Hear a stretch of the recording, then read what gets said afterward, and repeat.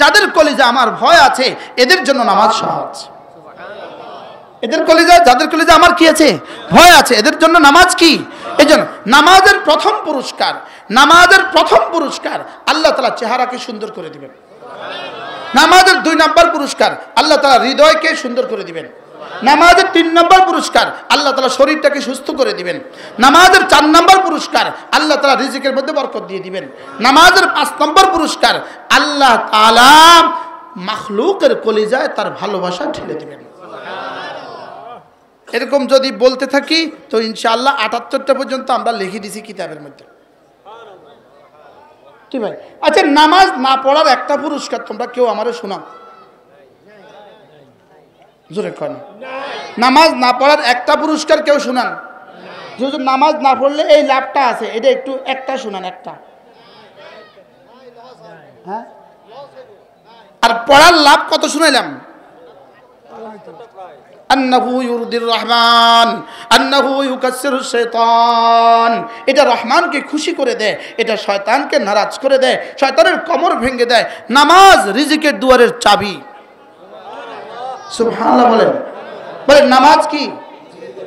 ওয়া'মুর আহলাকা বিস-সালাহ ওয়াসতাবির আলাইহা লা নাসআলুকা রিজকা নাহনু নারযুকুক ওয়াল আকিবাতু লিত-তাকওয়া। রব্বুল আলামিন বলেন, হাবিব আপনি নিজেও নামাজ পড়ুন এবং নামাজের কথা বলুন। কথা দিলাম আপনার মুখে লোকমা তুলে দেওয়ার দায়িত্ব আমার। কি হয়? নামাজ রিজিকের দুয়ারের চাবি। বলেন সবাই, বলেন নামাজ রিজিকের দুয়ারের কি? মজার খবর হলো নামাজ ছাড়া যে রিজিক আসে, নামাজ পড়ে না লেকিন রিজিক অনেক বেশি। এরকম কিছু মানুষ এদেশে আছে না নাই? বলেন আছে না নাই? আর নামাজ পড়ে রিজিক কম, এরকম মানুষ এদেশে আছে না নাই? আপনি বলবেন হুজুর এটা কি কইলেন আপনি? আমরা তো দেখি বেনামাজিদের রিজিকের সংখ্যা বেশি, বেনামাজিদের রিজিক বেশি। আর এই গত 4-5 দিন আগে বাংলাদেশে একজন মানুষ মারা গেছে। এই মানুষটা যেদিন মারা গেছে, মারা যাওয়ার পরে প্রকাশ পাইছে 70,000 কোটি টাকা লোন। লোন কত? কি কেন মাথা ঘুরায়নি কোনো? হ্যাঁ, কত হাজার কোটি টাকা লোন? 70,000। ঢাকাতে একজনে তার বাড়ি উদ্বোধনে নিয়েছে আমারে, ধানমন্ডি। তো বাড়ি দোয়া করে এসে নিচে একজন আমার একটা হুজুর, উনি ওনার পরিচিত মানুষ, কাছের মানুষ, বলতে হুজুর লোন বেশি নাই, 30,000 কোটি লোন বেশি নাই। কত হাজার কোটি আছে? কি ভাই 30,000 কোটি বলে লোন? কতটা? কত লোন? 30,000 কোটি লোন আছে। এখন আপনি বলেন তো দেখি, আপনার ইমানদারিতে বলেন, আমার মাদ্রাসার হুজুরের বেতন 10,000, লোন নাই 1 টাকা, আরেকজনের ইনকাম 10 কোটি, লোন 70,000 কোটি। এবার কে বড় লোক? আপনি একটু কর।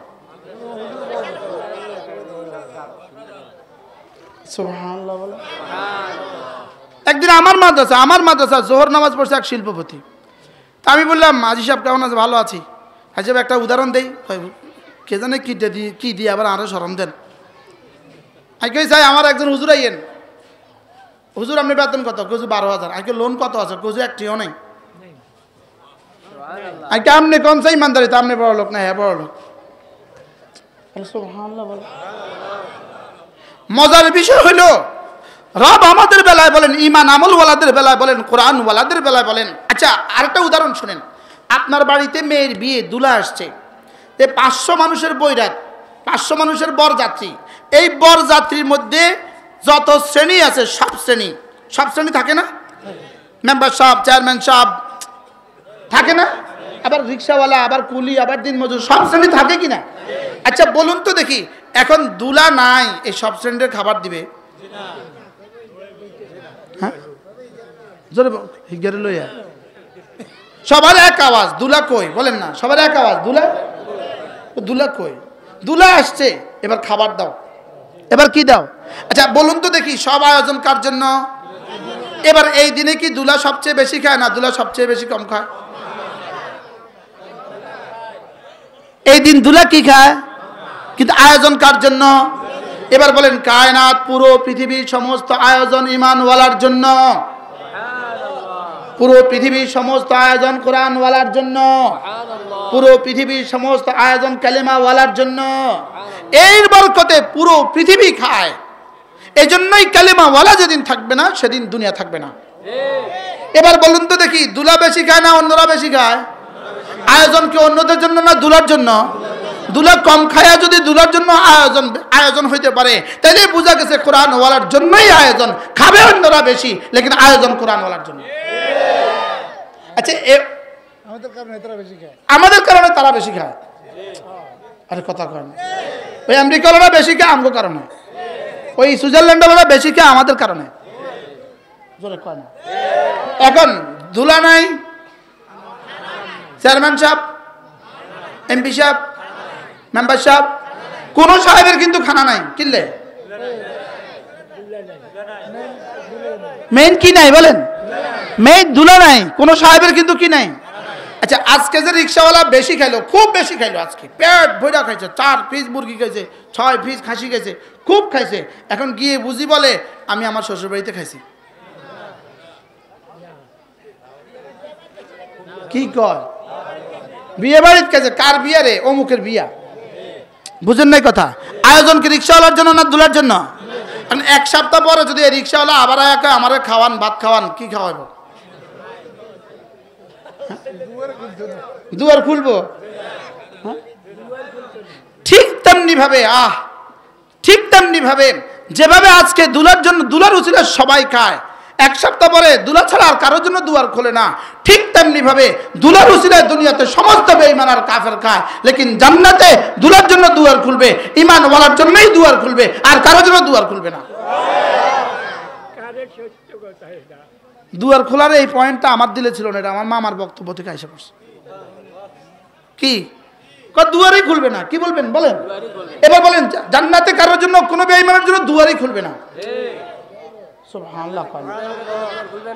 আমগো এরশাদ হুজুর ছিল একজন, আল্লাহ আমাদের হুজুরের কবরকে জান্নাতের টুকরো বানায় দেন। এই মসজিদে আমরা হুজুরের সাথে আসতে আসতাম,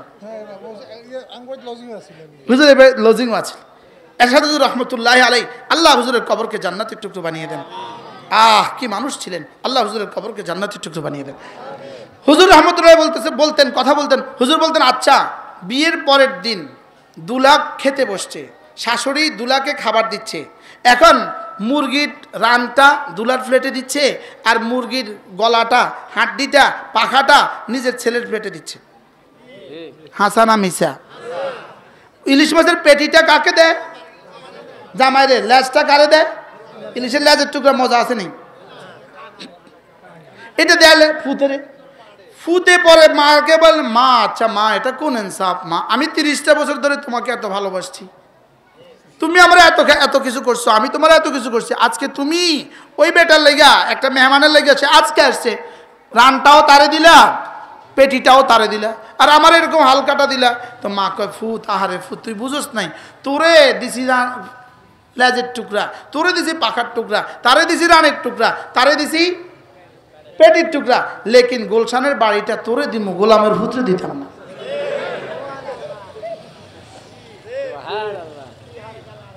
বলেন কিটা ঠিক? কি ঠিক?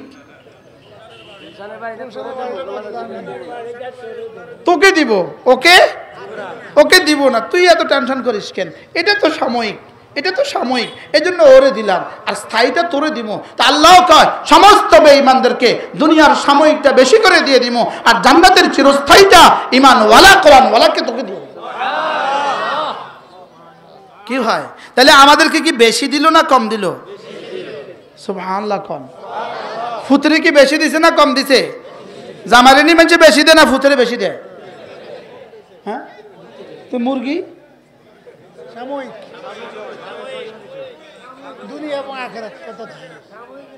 সাময়িকটা কাকে?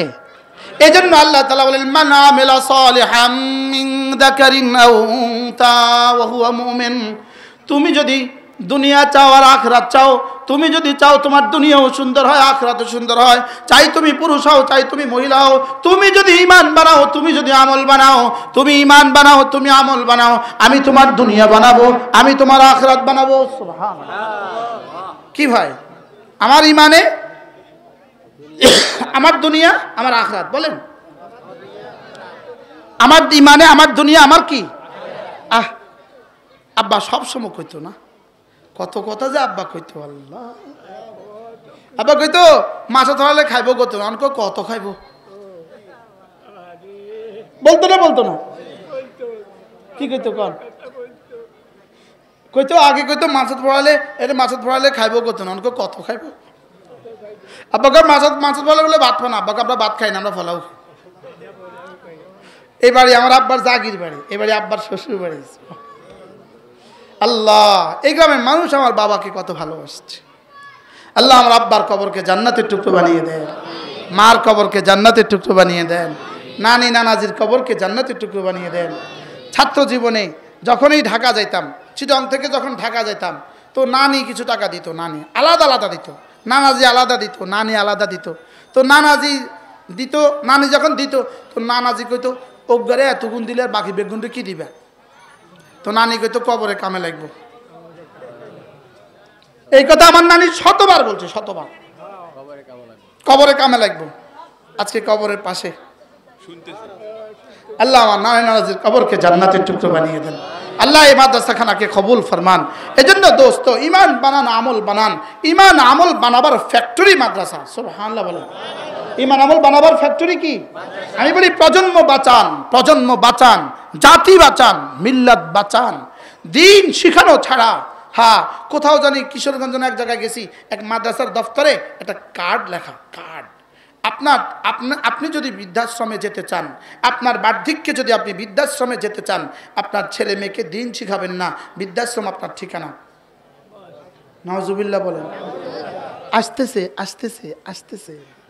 এই সংস্কৃতি আসতেছে কুমিল্লা এক বেটা আমেরিকা থাকতো বড় শিল্পপতি ছেলেরা বার্ধক্যে তাকে ছেলেমেয়েরা বার্ধক্যে তাকে আমেরিকা বৃদ্ধাশ্রমে পাঠাই দিচ্ছে সে বলতেছে বুঝি শুনি কইতেছে তোরা আমার বাংলাদেশে বৃদ্ধাশ্রমে পাঠা আমেরিকা না রেখে কোথায় পাঠা তো ছেলেরা বুঝি শুনি তারে গাজীপুর পাঠাইছে গাজীপুর একটা বৃদ্ধাশ্রম আছে ওই গাজীপুর আইসা সে বাংলাদেশে আইসা সুন্দর মতো দেশে আসছে দেশে আইসা স্থাবর অস্থাবর সব সম্পত্তি আদালতে দিয়ে অক্ষ করে দিছে তোরা আমার বাড়ি দিলি না আমি তোর আরো সম্পদ দিতাম না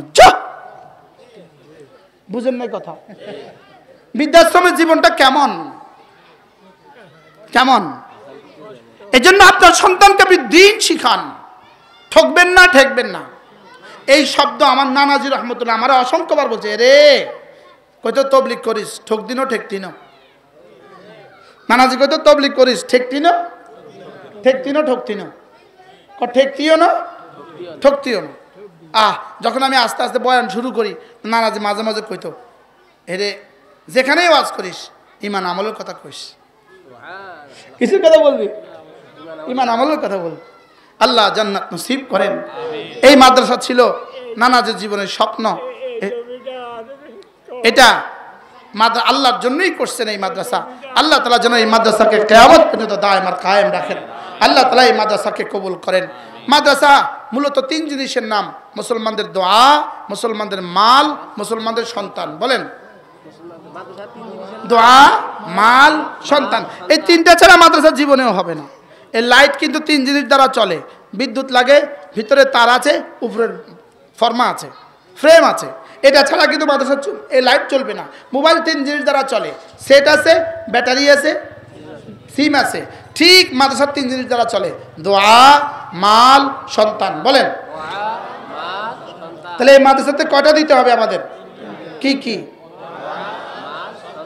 দোয়া দিবে কে সকলে মাল দিবে কে যার যা আছে সেখান থেকে মালওয়ালা যার যা আছে সেখান থেকে আপনার আপনি অল্প থেকে অল্প দিলেন আর সন্তান যার আছে সন্তান দিব আল্লাহ তাআলা তৌফিক দান করেন চলেন নিয়ত করি আমরা নগদও কিছু মাদ্রাসাতে দেই কেমন হবে বলেন এগুলো একটু বন্ধ করেন তো এটা বন্ধ করো মাদ্রাসাতে নগদ কিছু দিতে পারবো না ইনশাআল্লাহ